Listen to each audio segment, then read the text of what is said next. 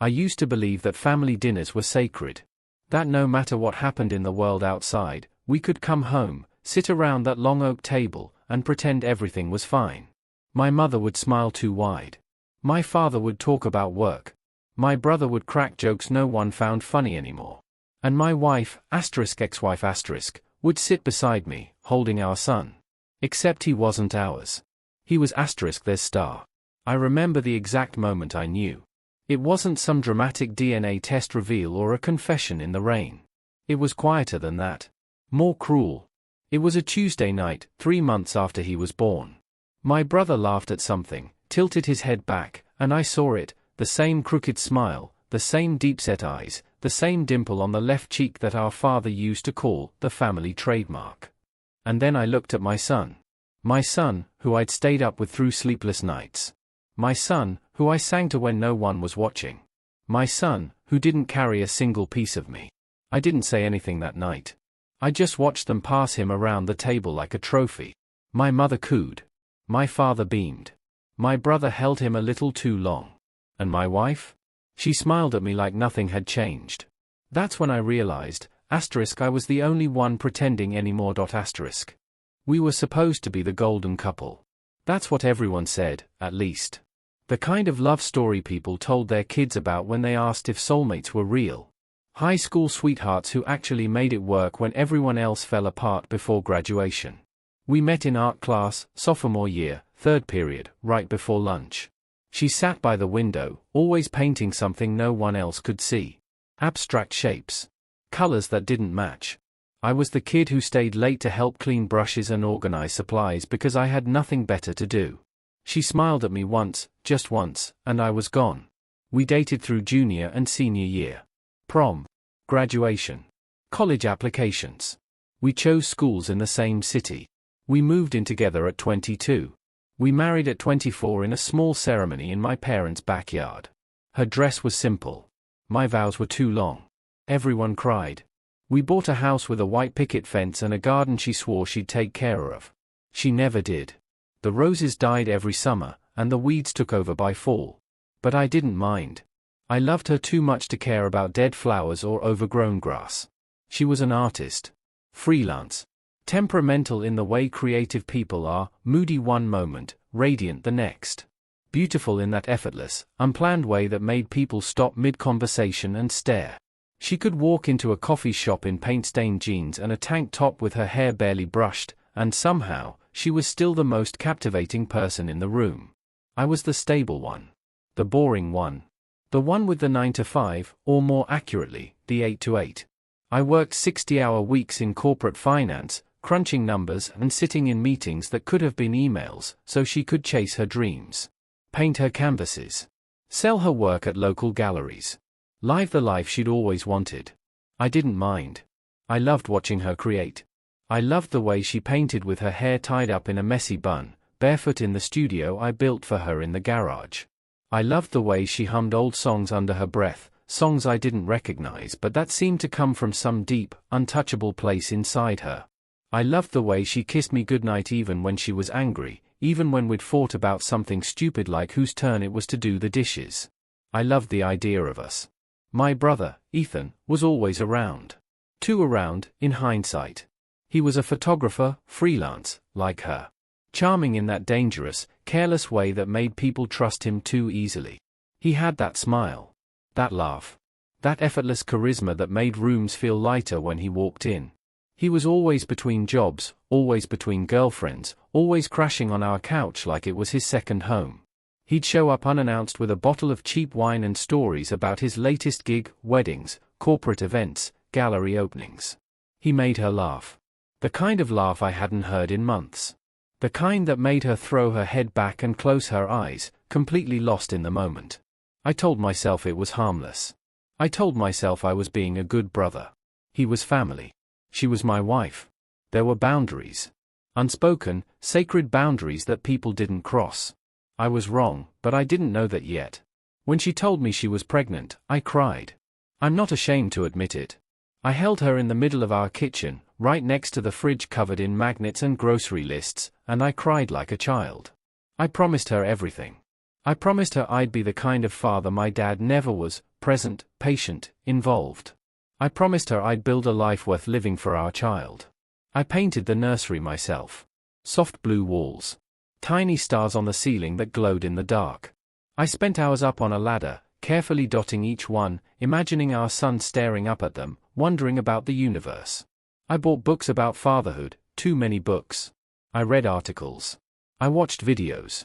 I started talking to her belly every night before bed, my hand resting gently on the curve of her stomach. Hey, little one. It's your dad. I can't wait to meet you. I can't wait to show you the world. She'd smile when I did that. Sometimes she'd cry. Hormones, she said. I believed her. Ethan was there the day we found out it was a boy. He showed up at the ultrasound appointment uninvited, holding 2 coffees and that easy grin. I didn't question it. I thought it was sweet. He was excited. He wanted to be a good uncle. He wanted to be involved. When the doctor said, "It's a boy," I grabbed her hand and squeezed so hard I thought I might hurt her. She squeezed back. But when I turned to look at her, to share that perfect moment, she wasn't looking at me. She was looking at Ethan. Later that night, we celebrated at our place. I grilled burgers. Ethan brought champagne, sparkling cider for her, the real stuff for us. We toasted on the back porch as the sun set, painting the sky in shades of pink and orange. Ethan raised his glass and said, "Congrats, man. You're gonna be a great dad." I believed him. I believed all of them. I believed in the perfect picture we were painting.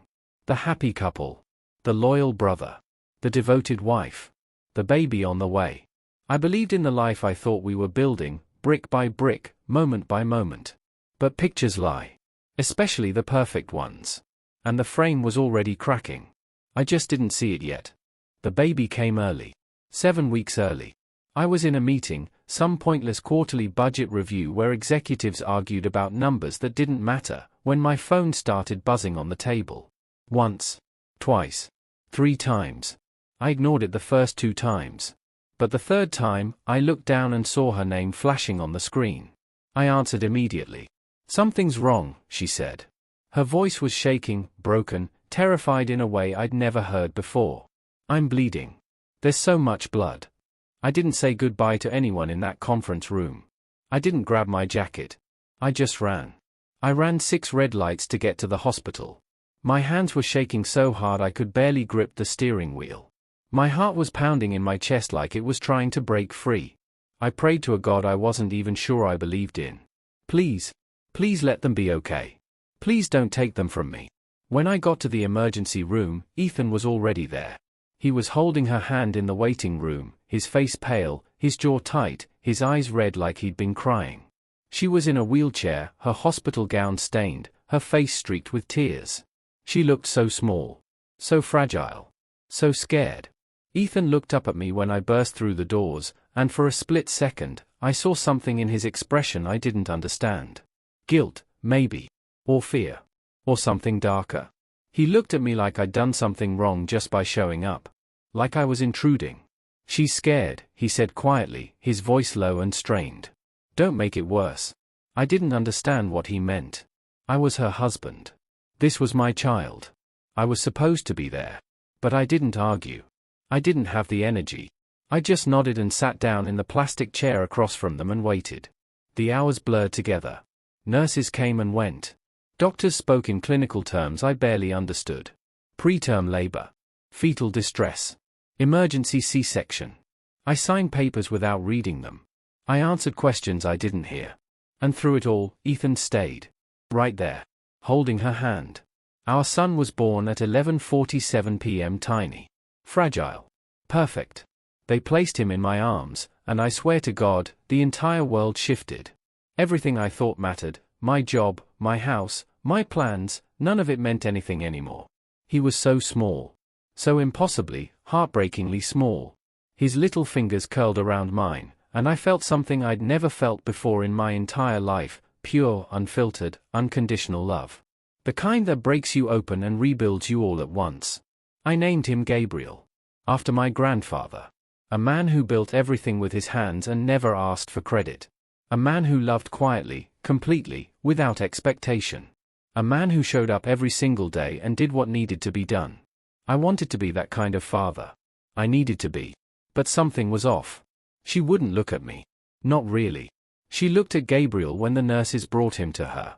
She looked at Ethan when he stood beside her hospital bed, taking photos with his camera like this was some kind of gallery event. But when I tried to hold her hand, when I tried to kiss her forehead, when I tried to tell her how proud I was of her, she pulled away. I'm tired, she whispered, her voice flat and distant. I know, I said softly. You did amazing. You were so strong. She didn't respond. She just closed her eyes. The doctors said it was normal. Postpartum emotions. Hormones. Exhaustion.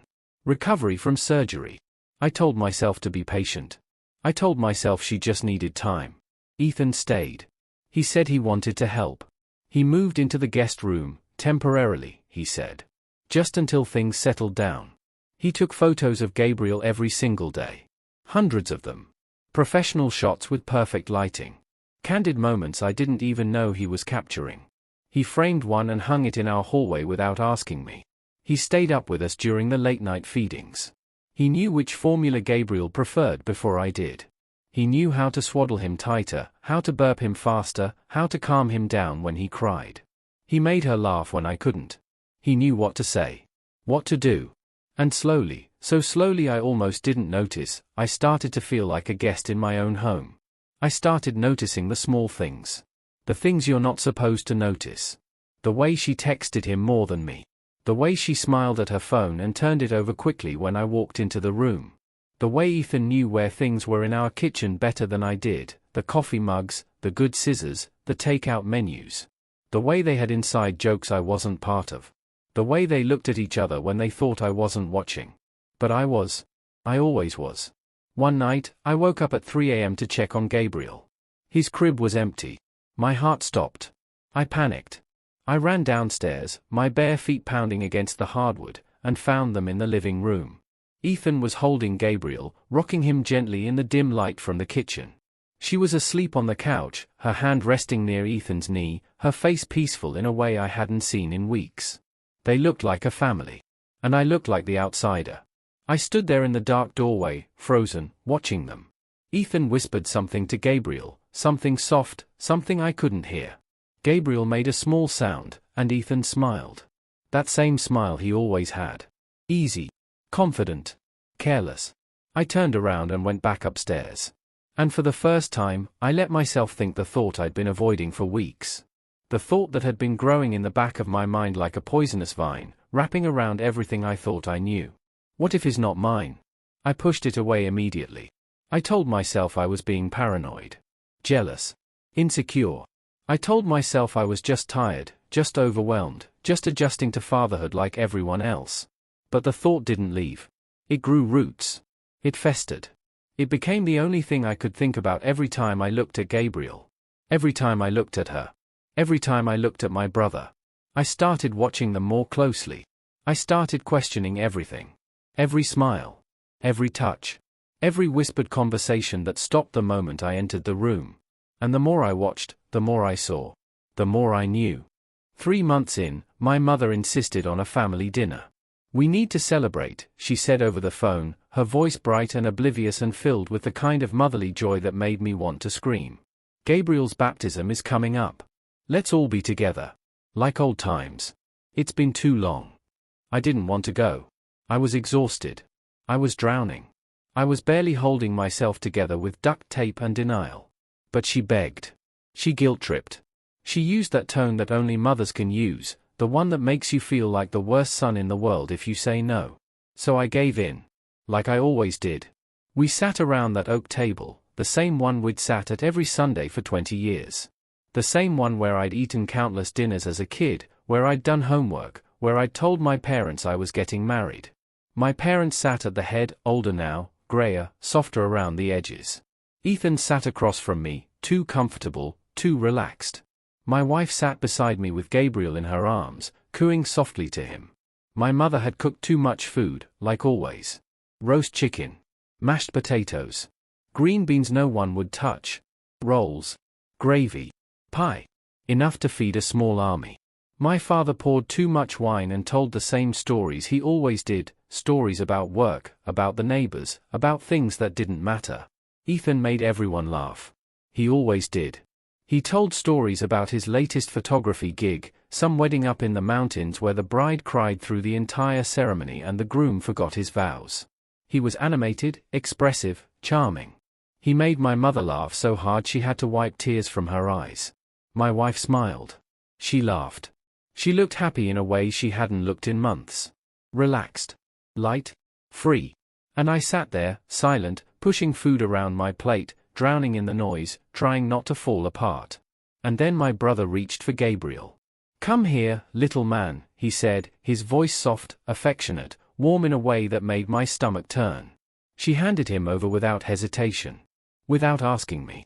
Without even glancing in my direction. I watched Ethan cradle my son. I watched him smile down at him with this look of pure love and pride and ownership.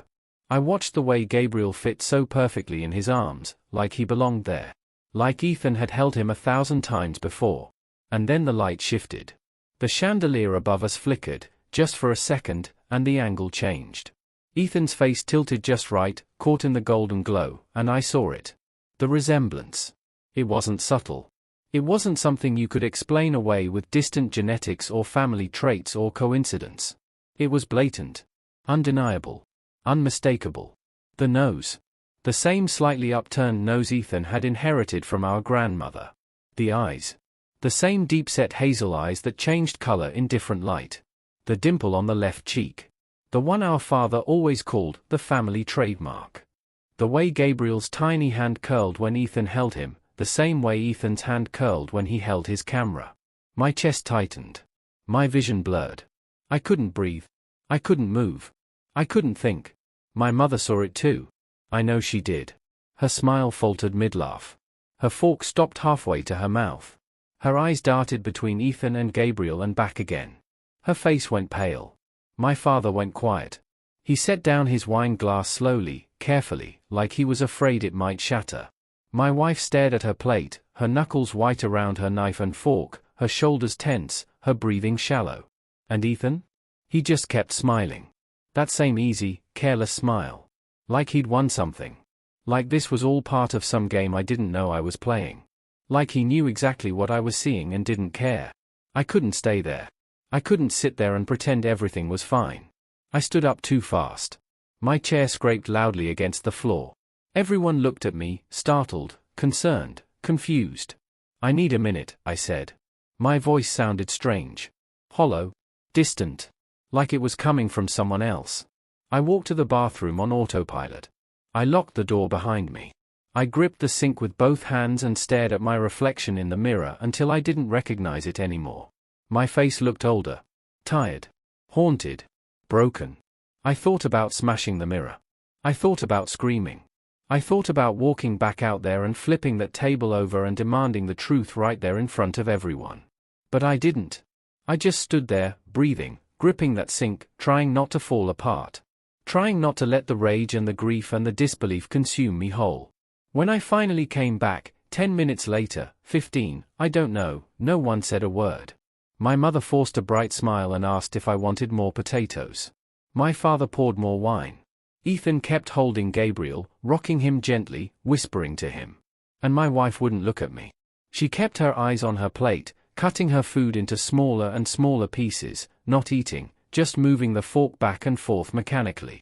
We finished the meal in painful, suffocating silence. Fake smiles. Hollow laughter. Everyone pretending. Everyone performing. But it was too late. The truth was out. Not spoken. But seen. And we all knew it. I didn't confront her that night. Or the next. I waited. I watched. I became a detective in my own life, gathering evidence I didn't want to find, building a case against the two people I loved most in the world. I went through her phone while she slept. I told myself I was being paranoid. I told myself I'd find nothing. I told myself I was just tired, just stressed, just letting my imagination run wild. I was wrong. The messages went back months. Almost a year. Not explicit, they were too smart for that. Not obvious. But intimate in a way that made my chest physically ache. Inside jokes I didn't understand. References to places they'd been together. Late-night conversations that happened while I was asleep or at work or too busy to notice. Photos she never sent to me. Photos of Gabriel.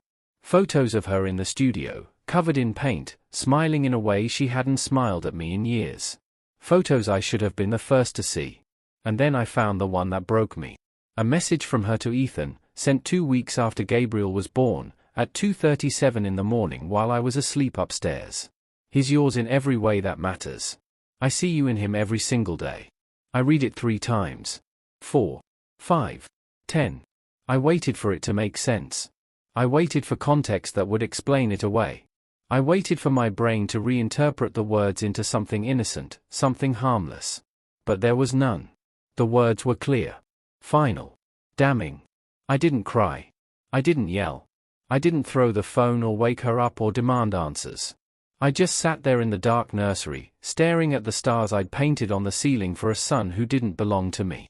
Those stupid, glowing stars that I'd spent hours carefully placing, imagining him looking up at them, wondering about the universe, asking me questions I'd try my best to answer.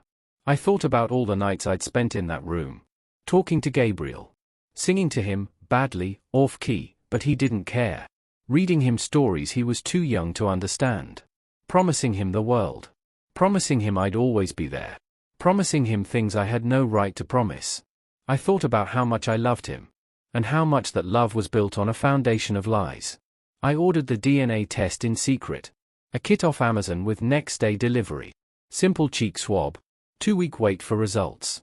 I did it while she was out running errands, while Gabriel was napping peacefully in his crib.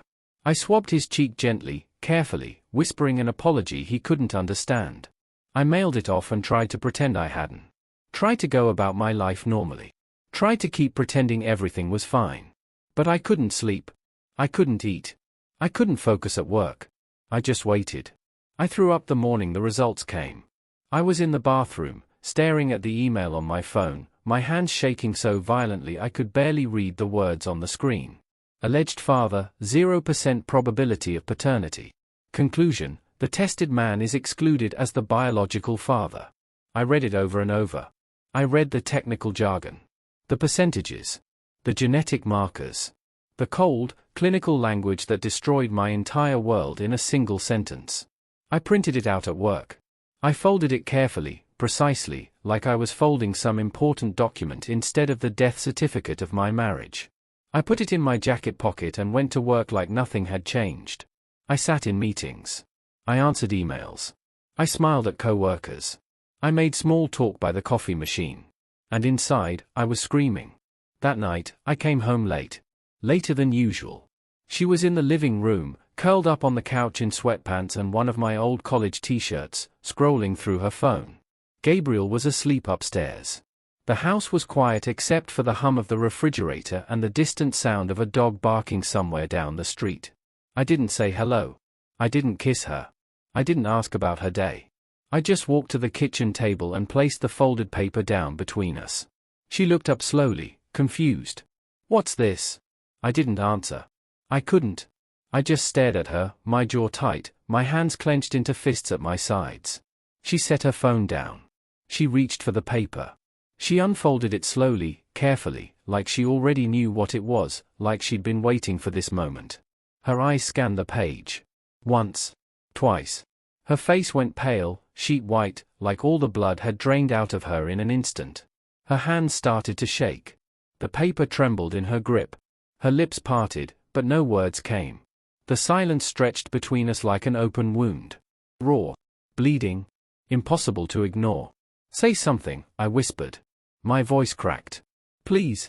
Say something." She looked up at me, tears already streaming down her face, and said the worst possible thing she could have said. "I'm sorry." Not a denial. Not an explanation. Not a plea of innocence or confusion. Not even an attempt to lie.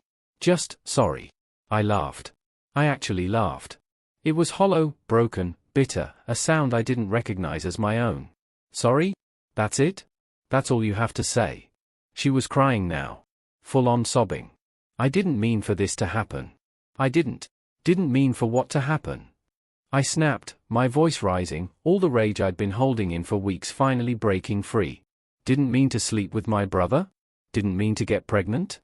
Didn't mean to lie to me for an entire year? Didn't mean to let me fall in love with a child that isn't mine? She flinched like I'd hit her. I thought? You thought?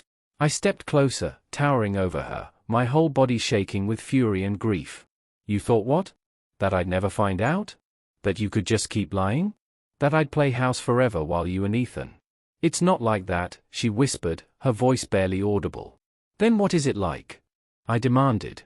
Explain it to me. Make me understand how you could do this. How you could look me in the eye every single day and lie. She couldn't.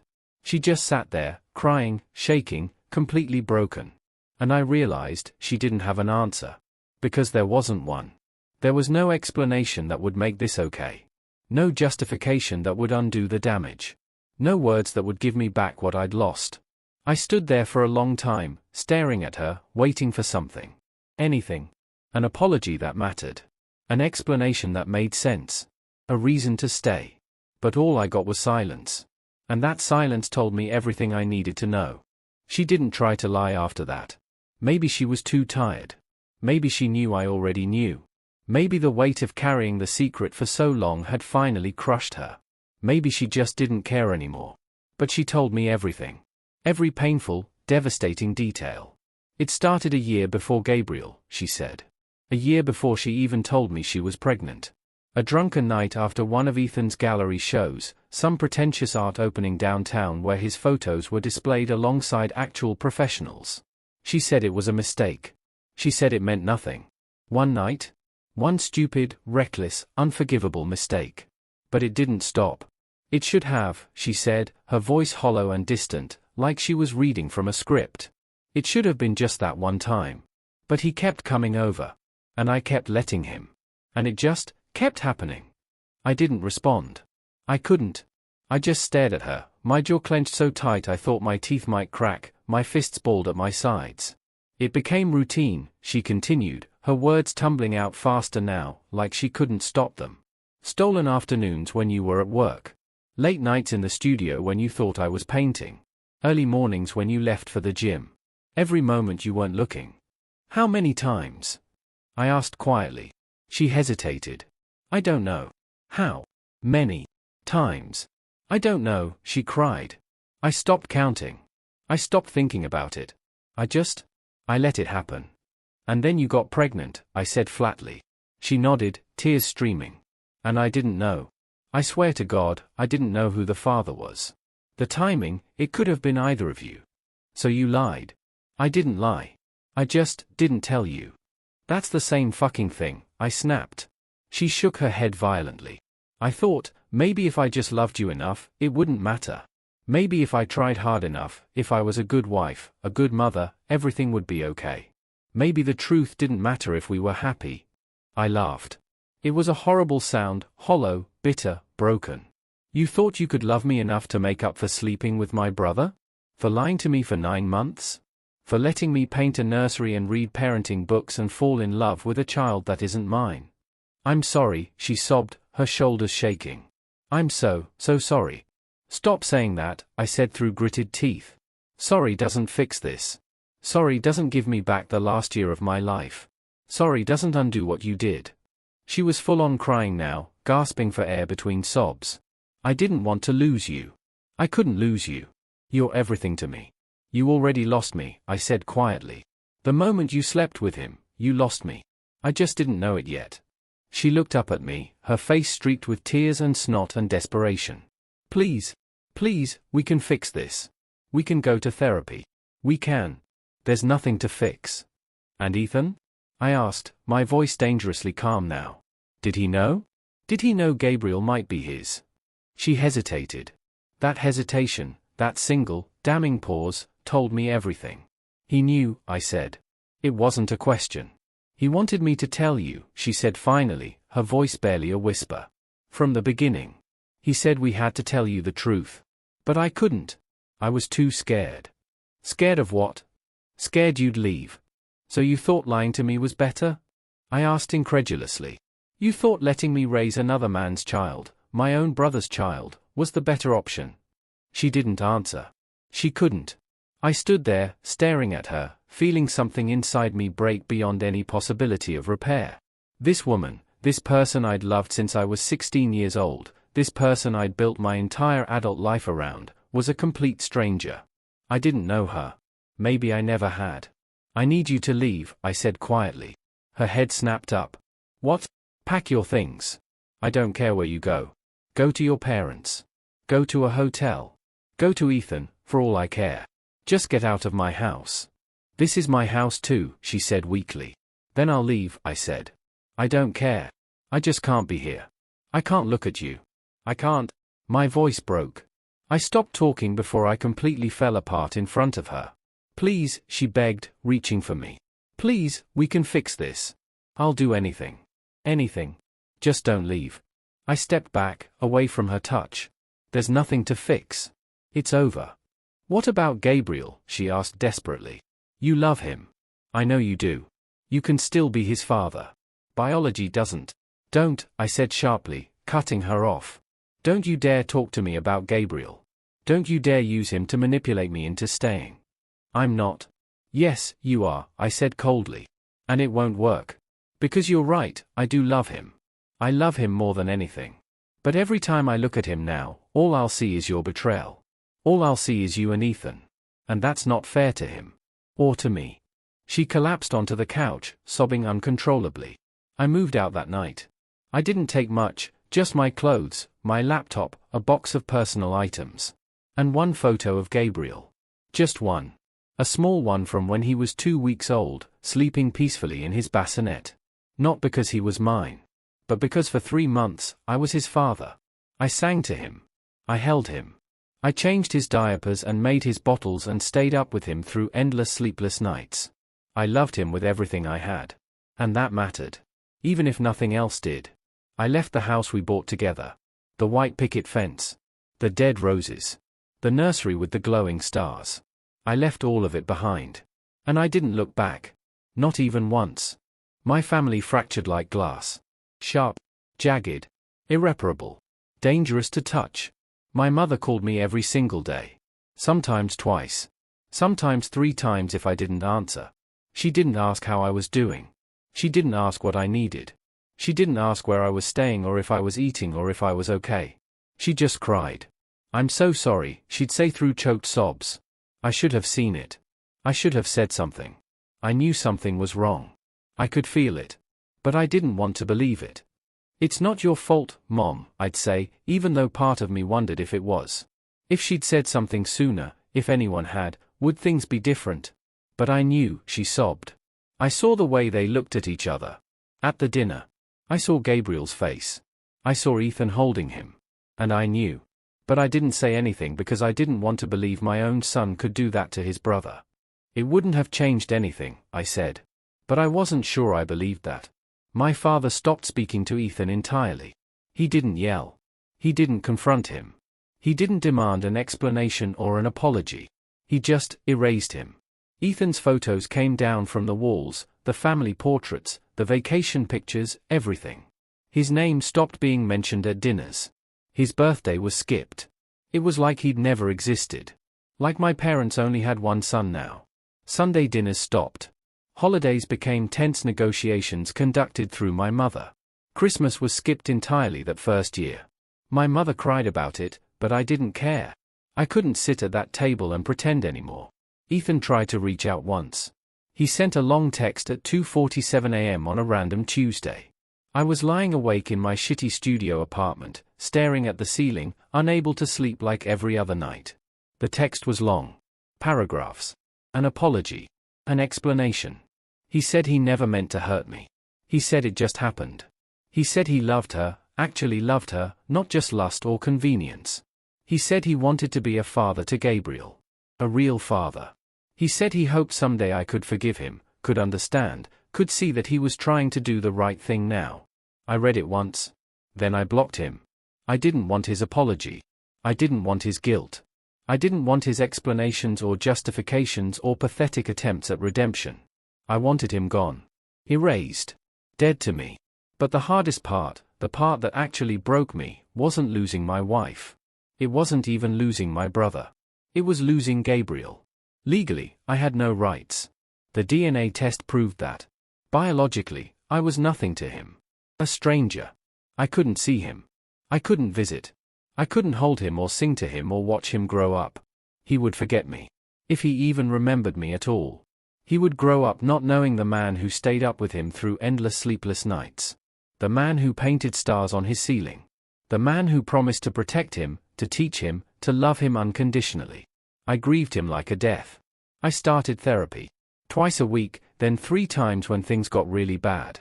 I sat in a small, sterile office with soft lighting and a white noise machine, across from a woman named Dr. Patel who had kind eyes and asked questions I didn't want to answer. "What do you feel when you think about Gabriel?" she asked during our 3rd session. "Loss," I said simply. "And your wife?" "Anger." "And your brother?" "Nothing." She tilted her head, studying me. "Nothing?" "Nothing," I repeated. "He's a ghost. A blank space where a brother used to be." She didn't believe me. But it was true. Ethan had become nothing. Less than nothing. I didn't feel anger or betrayal or even hatred anymore. Just emptiness. Like he'd been erased from my life so completely that even my emotions couldn't find him. I started running. Every single morning before work. 5 miles at first. Then 10. Then 15. I ran until my legs gave out, until my lungs burned, until I couldn't think about anything except putting one foot in front of the other. I rebuilt myself piece by piece in that tiny studio apartment that smelled like paint thinner and old regret. The walls were thin. I could hear my neighbors fighting. But it was mine. My space. My fresh start. I avoided places we used to go. Our favorite coffee shop. The park where we'd walk on Sundays. The movie theater. The grocery store. I changed my entire routine, my entire life, just to avoid the memories. I deleted photos. Hundreds of them. Years of memories erased with a few clicks. Vacations. Holidays. Wedding photos. I kept nothing. I unfollowed everyone on social media. Ethan. Mutual friends. Anyone who might post something that would drag me back into that life. And slowly, painfully, agonizingly slowly, I started to feel like a person again. Not whole. Not healed. But present. Functional. Alive. I started going to the gym.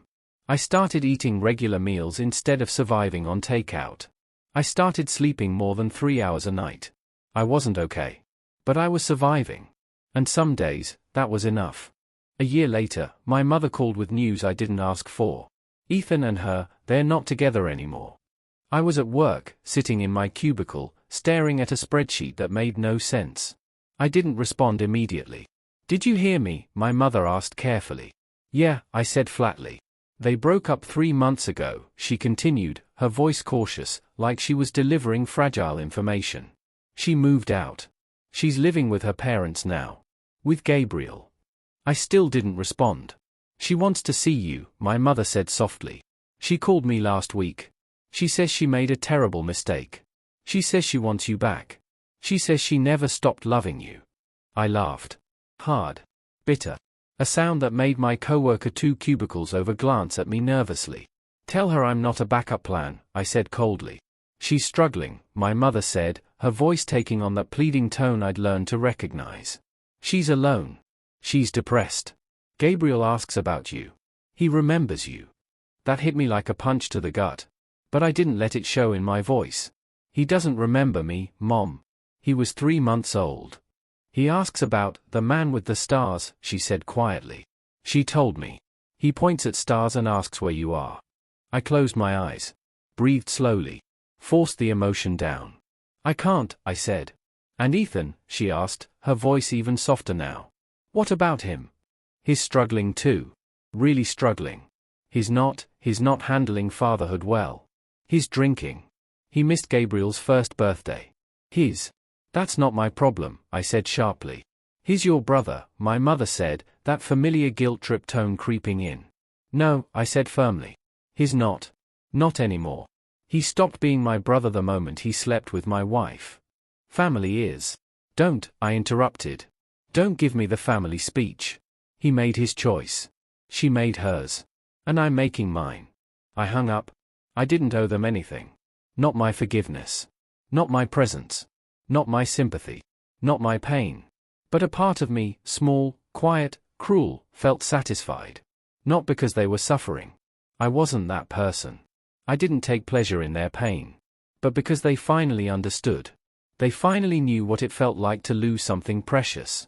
To have something broken that couldn't be fixed. They finally understood what they'd done to me. I built a life without them. Slowly. Deliberately. I started dating again. Nothing serious at first. Just coffee dates. Dinners. Conversations with women who didn't know my history, who saw me as a blank slate instead of a victim. I traveled. Places I'd always wanted to go but never had time for. Iceland. Japan. New Zealand. I took photos on my phone, not professional, not artistic, just memories for myself. I laughed again. Real laughs. Not forced or fake. I even painted my apartment. No soft blue. No glowing stars. Just clean, empty, pure white. A fresh start. And when I saw them at a mutual friend's wedding 2 years later, I felt absolutely nothing. She was there, holding Gabriel. He was a toddler now, maybe 2.5, with curly hair and bright eyes and Ethan's smile. Ethan stood awkwardly beside her. Not touching her. Not talking to her. Just there. They looked miserable. Trapped. Bound together by a child and a mistake neither of them could undo. She saw me across the reception hall. Her face went pale. Her eyes widened. She handed Gabriel to someone, her mother, maybe, and started walking toward me. I turned around and walked away. Out the side door. Into the parking lot. I got in my car and drove home. No words. No confrontation. No dramatic scene. Just silence. The kind of silence that says more than any conversation ever could. I went to one last family dinner. 3 years after everything fell apart. 3 years after I walked out of that house and never looked back. Not for them. Not for closure in the traditional sense. But for me. To prove to myself that I could sit at that table and feel nothing.